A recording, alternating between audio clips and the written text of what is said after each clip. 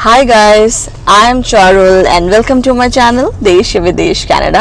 I hope आप सब बहुत अच्छे होंगे और मज़े में होंगे। जैसे कि मैंने आपको बताया था कि सानवी का एक फेवरेट स्पॉट है मिसिसागा में, तो वहाँ पर वो बहुत ज़्यादा एंजॉय करती है अपने। और दोस्तों, जो इसने बात आप लोगों को नहीं बताई है वो ये है कि सानवी का जो फेवरेट स्पॉट है वो इसके लिए भी जरूरी है, क्योंकि हम दोनों इस लॉकडाउन में इतने मोटे हो चुके हैं। अभी हम लोगों ने हदें तोड़ दी है मोटापे की। या ये तो सही बात है, सही बात। बट इस मोटापे का एक फायदा है, We both are getting attracted towards each other because of the increased gravity. हमारी ग्रेविटेशनल पुल इतनी ज्यादा हो चुकी है अभी एक दूसरे के लिए कि हम दोनों एक दूसरे के लिए अट्रैक्ट हो गए खूब ज्यादा। नहीं सीरियसली, क्योंकि अभी क्या है कि सारे जिम्स बंद हैं, तो मतलब वैसे भी खैर मुझे तो बहुत ज्यादा आलस आता है एक्सरसाइज और जिम करने में। कौन सा जारी थी? वही मैं, मुझे तो ऐसा लगता है कि हमें यहाँ हवा में कनाडा की हवा भी लग रही है। इंडिया में मेरे फ्रेंड्स मुझे बोलते थे कि तू तो कुछ भी खा ले, नहीं मोटा होने वाला। सीरियसली उन सबकी नाक तोड़ देने का मन करता है मेरा। नजर लगा दी सालों ने। सीरियसली। और ये पीछे सानवी अभी हमारी बातें सुनती हुई, क्योंकि अब उसको तो समझ में आ नहीं रहा है कि हम लोग क्या करें, लेकिन उसको ये पता है कि हम शूटिंग कर रहे हैं फोन में। तो देखिए आप एक बार सानवी को, सब पता है उसको, देख कैसे। हाय हाय सानू, हाय हाय सानू। हो रही है फोन हम में। इतने मोटे हो चुके हैं दोस्तों कि देखो इसकी गर्दन नहीं दिख रही होगी आपको। अपनी अपनी गर्दन देख लो पहले। मेरी तो ये रही, सब दिखती है। नहीं तो मेरी भी गर्दन है, बट ये क्या थोड़ी सी मोटी हो गई है। हाँ, वो दिख नहीं रही है, गर्दन है। बोल भी कौन रहा है यार, बोल भी कौन रहा है? या तो कोई बिल्कुल ही होता ना एकदम इतनी अच्छी फिजिक वाला और इतनी अच्छी बॉडी वाला। बन रही है, बन रही है, कहीं नहीं बन रही है। इधर भी बन रहा है family pack. No way. 6 pack to family pack का सफर था ये। तो ये सारी बातें तो चलती रहेंगी इस वीडियो के दौरान, बट इम्पॉर्टेंट चीज़ ये है कि आज हम थोड़ा बहुत आपसे ये शेयर करना चाहते हैं कि कनाडा मतलब पहले कैसा था लॉकडाउन के, और उसके बाद कनाडा कैसा है, मतलब क्या क्या चीज़ें बदली हैं कनाडा में। हाँ। इसका मतलब ये नहीं है कि हाँ हम ज्ञान दे रहे हैं आपको, ये कोई ज्ञान व्यान नहीं है, ये जस्ट एक नॉर्मल, जैसे हम लोग डिस्कस करते हैं आपस में, या जो नॉर्मल चीज है हम अपने फ्रेंड्स लोगों के बीच में डिस्कस करते हैं। हमें पता है कि हमारे भाई और उनकी हाँ। बहनें वैसे ही बहुत ज्ञानी हैं, तो हम ये ज्ञान और ज्यादा दे करके मतलब आप लोगों का टाइम वेस्ट नहीं करेंगे। हाँ। बस हम आपस में बात करेंगे, और जो चीजें हमें आप लगी लोगों हैं। को सही लगता है कि ये सब चीजें कंसिडर करनी चाहिए, यहाँ आने से पहले तो कंसिडर करना। तो फाइनली हम पहुंच गए हैं मिसिसागा, जैसे कि मैंने आपको बताया था। ये देख सकते हैं मेरे पीछे, मैं यहाँ पे खड़ी हूँ पार्किंग लॉट पे, और ये मेरे पीछे बहुत सारे आपको कॉन्डो दिख रहे होंगे। और ये वाला कॉन्डो खासकर जो आपको दिख रहा है ना, ये बॉटल शेप बिल्डिंग, ये यहाँ का ना चार्म है यहाँ की स्क्वायर वन की। जैसे ही हम आ रहे होते हैं ना अपने ब्रैम्पटन से या मिसिसागा, तो रास्ते में बिल्डिंग दिख जाती है थोड़ी दूर पे पहुँचने से पहले, तो हमें लगता है कि हम बस पहुँच ही गए हैं। तो ये देखिए मेरे हस्बैंड और सानवी यहाँ पर मेरा वेट कर रहे थे। स्काई यहाँ का इतना ब्यूटीफुल लगता है ना। ये देखिए अभी मैं आपको यहाँ का नज़ारा दिखाती हूँ। आजा आजा आजा आजा आजा। ओके यार, लोग मुझे से देखें, मुझे शर्म से आ रही है। तो मैं क्या करूँ? तेरे ऊपर कंबल डाल दूँ क्या? बोल रही हूँ ना, पर मैं ऐसे शर्माती नहीं हूँ। तेरे ऊपर कंबल डाल देता हूँ मैं। डाल देता हूँ, बोल क्या करूँ? Just shut your mouth. So here we can see like many people are chillaxing and relaxing. सानू अभी इतनी शांत हो रखी है ना, लेकिन जैसे ही ये अपने स्ट्रोलर से उतरेगी तो फिर ये आपको मिलेगी नहीं। ज़्यादा I like this area so much. And अभी आप देख सकते हैं, देखिए स्काई कितना ब्यूटीफुल लग रहा है। Sky is not pink sky, but actually में हम बोल सकते हैं स्काई इज़ ऑरेंज। या Saanvi loves to play here, क्योंकि यहाँ पे बहुत सारे बच्चे हैं एंड तो वो लोग कहीं निकले होंगे कहीं और। बट आप देखिए ना, आपको बस ऐसा लगेगा जैसे होता है ना बिल्डिंग्स एंड बिल्डिंग्स। ये देखिए आप, ये मेरी बिल्डिंग थी, ये वाली, दिस वन। या अरे इसका ना T shirt, okay okay my god, just look at Saanvi. Saanvi क्या करती है ना, अभी देखो सानवी नीचे क्यों बैठी है, बिकॉज सानवी को मतलब अब यार उसको इतनी समझ आ गई है कि जैसे वो पहुंचती है ना, वो नीचे अपने आप अपने शोल्डर की बॉल निकालती है। मुझे पता है कि उसकी बॉल हमेशा हम नीचे रख के रखते हैं यहाँ पर। तो ये देखिए कैसे निकाली उसने। Oh my God.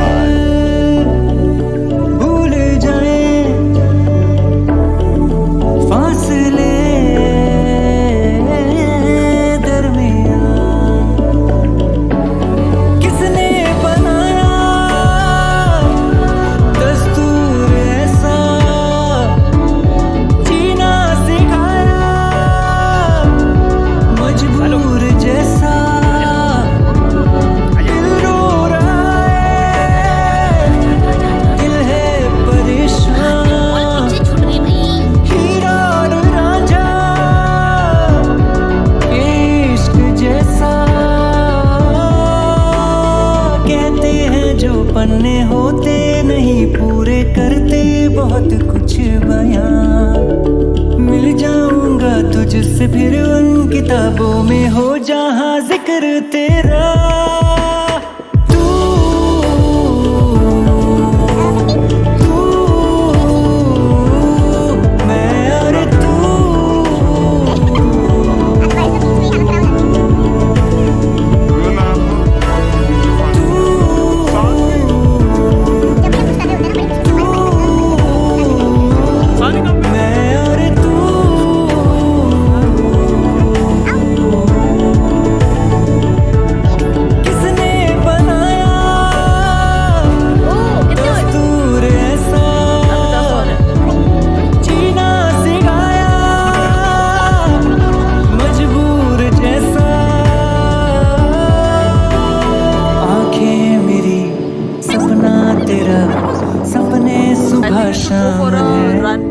I think you should तू है सही एक राउंड मैं हूँ सही, किस पे ये इल्जाम है।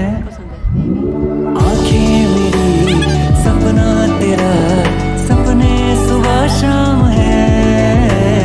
तू है सही मैं हूँ सही, किस पे ये इल्जाम है।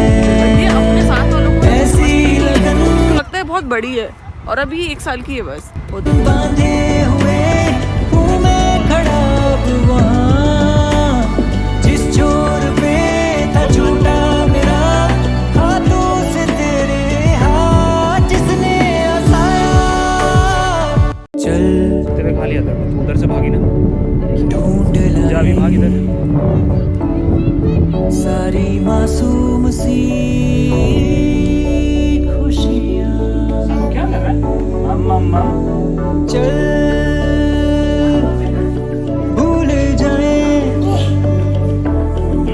फासले। साफ करो पूरा टेबल साफ करो, चलो।